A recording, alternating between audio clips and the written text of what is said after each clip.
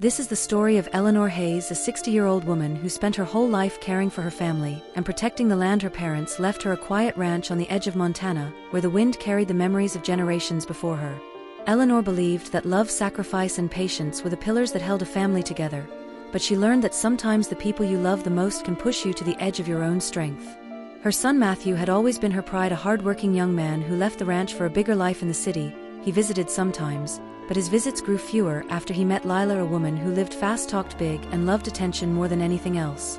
Eleanor welcomed Lila with an open heart, hoping she would feel the peace of the ranch and the warmth of family.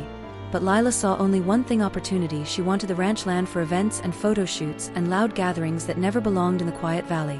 One summer morning, Matthew called and said they wanted to host a celebration, a business launch for Lila's new brand. Eleanor wanted to support him, but he never mentioned how grand the gathering was meant to be or how she would be treated. On the day of the event, Eleanor walked outside and froze. The ranch yard was filled with cars, bright lights, massive decorations, and strangers setting up a stage. She felt like she had stepped into a world she did not recognize.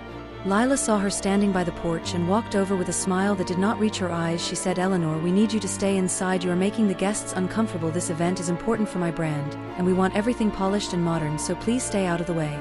Eleanor's chest tightened. She felt the same wind that once brought her comfort now cutting through her with loneliness. She whispered, "This is my home," but Lila waved her hand as if brushing away dust and said, "Not today. It is our event, and you are not needed." Before Eleanor could. Then Eleanor walked out into the open dark, her steps slow, steady, the only sound in the still air. Her voice was calm yet powerful as she said, "Everyone, this land belongs to me, and right now I'm asking you all to leave."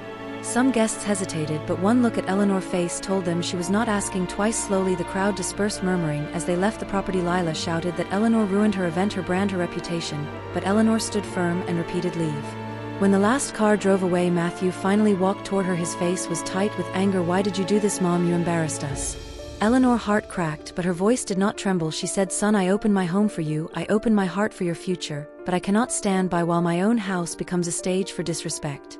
Lila rushed to Matthew's side and whispered something sharp. Eleanor could see him waver, torn between the woman he loved and the mother who raised him. Days passed and the silence from Matthew grew heavier than any storm. Lila convinced him they had rights to the ranch since he was her only child. They filed a claim for control, arguing that Eleanor was too old to manage the land. Eleanor fought hard, signing papers, traveling to hearings, standing alone in rooms where strangers argued about her life, her home, her memories. She cried at night, not from fear of losing the ranch, but from the painful knowledge that her son had chosen greed over love.